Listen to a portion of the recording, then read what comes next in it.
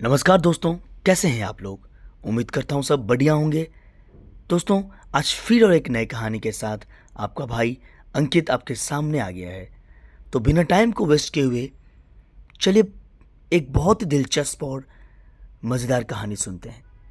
एक समय की बात है, एक छोटा सा गांव था जिसका नाम था कोल्हापुर। यह गांव घने जंगलों और पहाड़ियों से घिरा हुआ था। गांव के लोग साधारण जीवन जीते थे, लेकिन उन सब के मन में एक अजीब सा डर बसा हुआ था।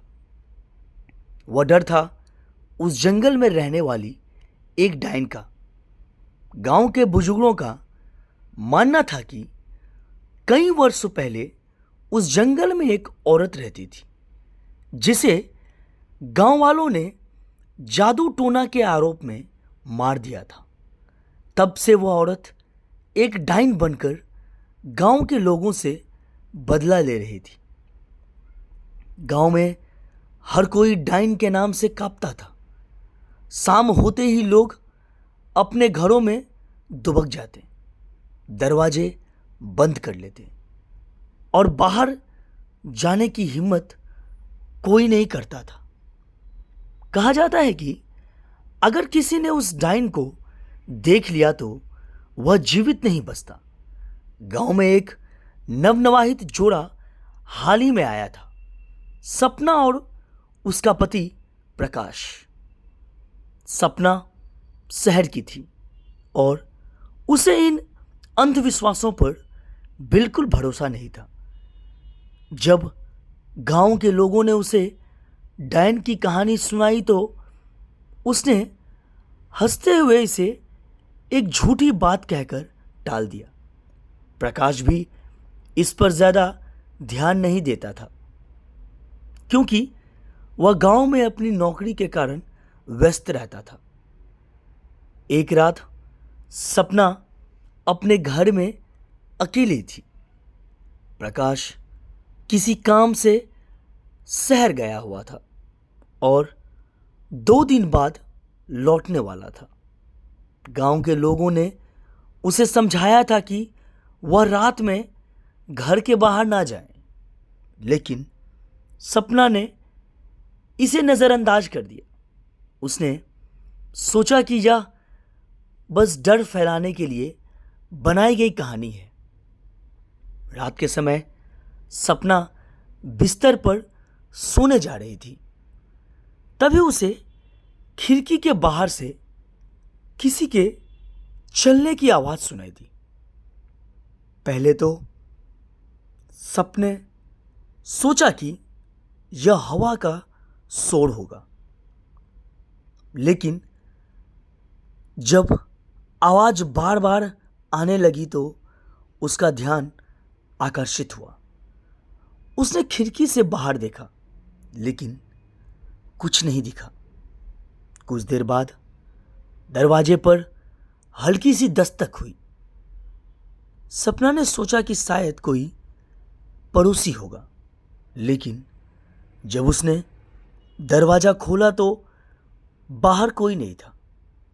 दरवाजे के सामने एक छोटी सी गुड़िया रखी हुई थी, जिसका चेहरा काला और भयानक था।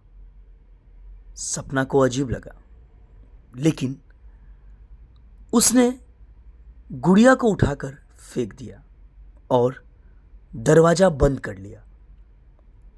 जैसे ही उसने दरवाजा बंद किया, घर के अंदर की लाइट अचानक बंद हो गई। सपना घबरा गई। उसने मोमबत्ती जलाने की कोशिश की, लेकिन मोमबत्ती बुझ गई। तभी उसे लगा कि घर में कोई और भी मौजूद है। उसने पीछे मुड़कर देखा और उसे एक काले साये का आभास हुआ। उसका दिल तेजी से धड़कने लगा, पर जब उसने फिर से ध्यान दिया तो वहां कुछ नहीं था। रात गहरी जा रही थी और सपना की बेचैनी बढ़ती जा रही थी। अचानक खिड़की के बाहर फिर से आवाज आने लगी। इस बार आवाजें और ज्यादा तेज और भयानक थी। सपना ने देखा कि खिड़की के बाहर एक औरत खड़ी थी। उसकी आंखें लाल थी, बाल बिखरे हुए और शरीर से सड़ी गली बदबू आ रही थी। वो औरत हंस रही थी और उसकी हंसी इतनी डरावनी थी कि सपना के रोंगटे खड़े हो गए। सपना को समझते देर नहीं लगी कि वो औरत कोई और नहीं बल्कि वही डायन थी, जिसके बारे में गांव वाले बताते हैं। डायन ने सपना की ओर इशारा किया और कहा, तू मेरी गुड़िया फेंक दी, अब तुझे मेरी जगह लेनी होगी। सपना घबरा गई, घर के अंदर भागी, लेकिन अब दरवाजे और खिड़कियां अपने आप खुलने और बंद होने लगी। घर में अजीब अजीब सी आवाजें गूंजने लगी। सपना ने खुद को बचाने की कोशिश की, लेकिन वह डायन जैसे ही उसके पास आई, घर की सारी चीजें हिलने लगी और सपना के शरीर को ऐसा महसूस हुआ मानो कोई उसे दबोच रहा हो। प्रकाश अगले दिन जब गांव लौटा तो सपना बेहोश हालत में मिली। गांव वालों ने उसे होश में लाने की कोशिश की और जब उसे होश आया तो उसने सारी बातें प्रकाश को बताई। प्रकाश भी अब चिंतित हो गया और उसने गांव के एक बुजुर्ग से बात की।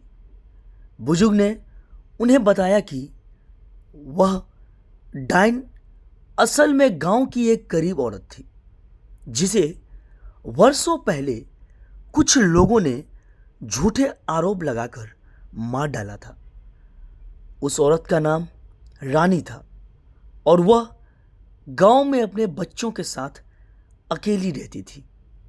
एक दिन गांव के कुछ अमीर लोगों ने उसे डायन कहकर बदनाम किया और उसे जिंदा जला दिया।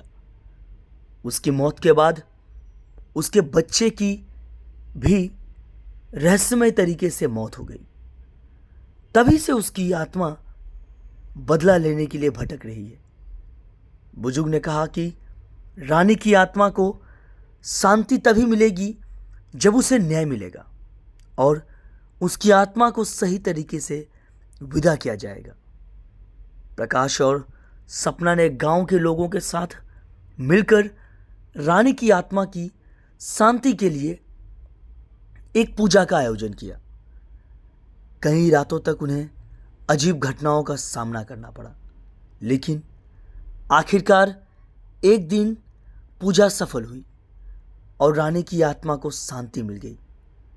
उसके बाद गांव में फिर से शांति लौट आई। सपना और प्रकाश ने डायन की सच्चाई को स्वीकार किया और गांव में रहने का फैसला किया।